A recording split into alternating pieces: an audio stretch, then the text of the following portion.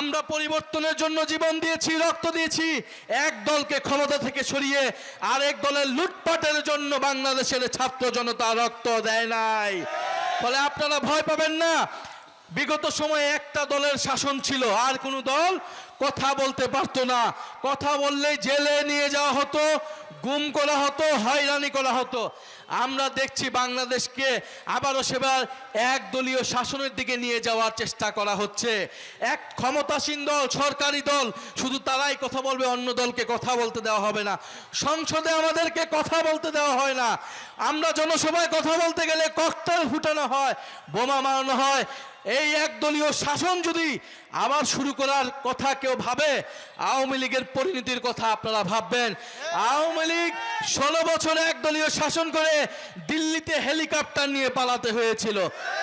এখন তারা নিষিদ্ধ টাকা দিয়ে কয়েকটা মিছিল করে তারা হচ্ছে বাংলাদেশে অস্থিতিশীলতা তৈরি করার চেষ্টা করছে।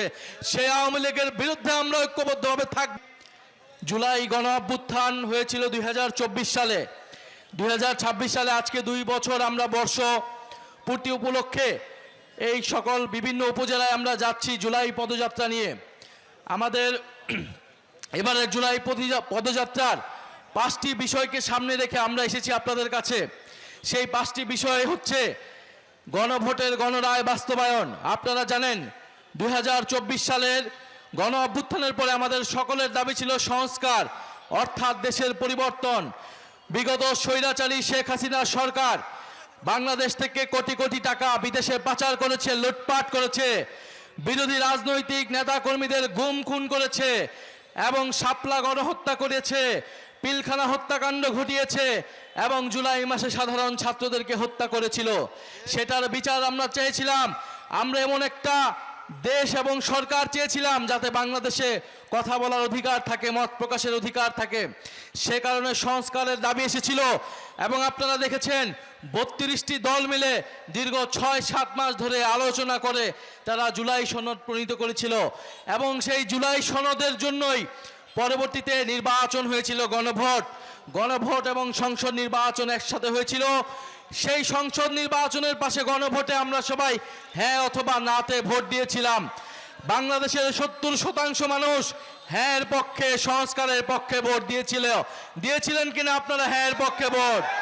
আমরা সবাই কিন্তু হ্যাঁ এর পক্ষে, সংস্কারের পক্ষে ভোট দিয়েছিলাম।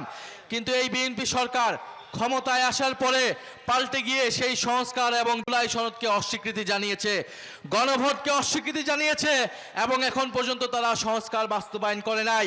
আমরা বলছি সংস্কার হচ্ছে জনগণের ম্যান্ডেট। আমরা সবাই ভোট দিয়েছি সংস্কারের পক্ষে। কেন আমরা সংস্কার চাই?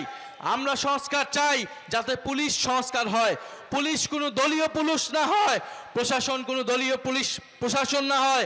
আপনারা আদালতে গেলে যাতে ন্যায় বিচার পান। যদি জুলাই সনদ বাস্তবায়ন না হয় তাহলে চাঁদাবাজি, দুর্নীতি কোনো কিছুই বন্ধ হবে না, মাদক কারবারি বন্ধ হবে না, কারণ পুলিশ দলীয় পুলিশে পরিণত হবে, এদের কাউকে গ্রেফতার করতে পারবে না। আমরা দ্বিতীয় বিষয় বলেছি যে কর্মসংস্থান বৃদ্ধি করতে হবে। জুলাই অভ্যুত্থানে তরুণরা, ছাত্ররা নেমে এসেছিল চাকরির দাবিতে, কর্মসংস্থানের দাবিতে। আপনাদের প্রত্যেকের ঘরেই কিন্তু তরুণরা রয়েছে, তরুণীরা রয়েছে, তাদের চাকরি দরকার, কর্মসংস্থান দরকার।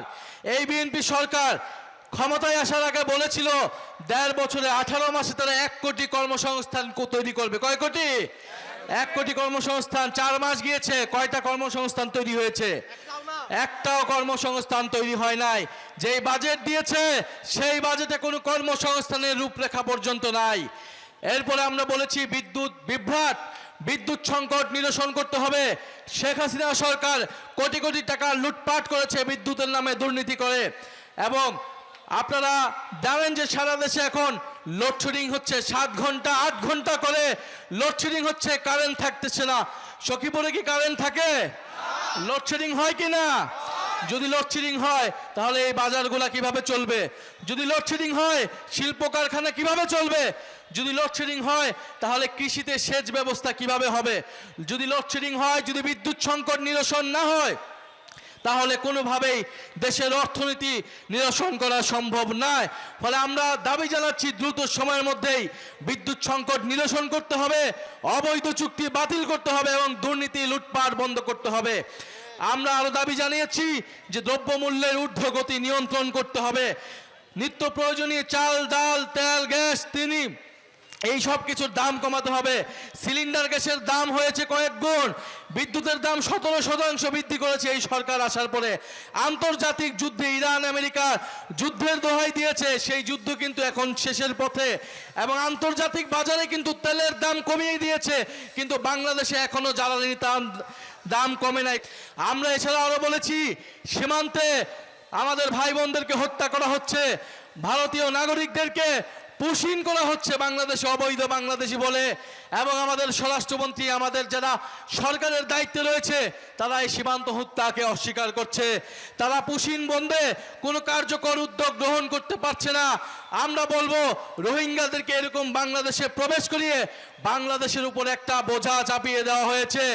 এখন পশ্চিমবঙ্গ থেকে, আসাম থেকে বাংলাদেশে আবারও অবৈধ বাংলাদেশি বলে ভারতীয় নাগরিকদেরকে প্রবেশ দিয়ে বাংলাদেশিদের উপর আরেকটা বোঝা চাপানোর পায়তারা বন্ধ করতে হবে।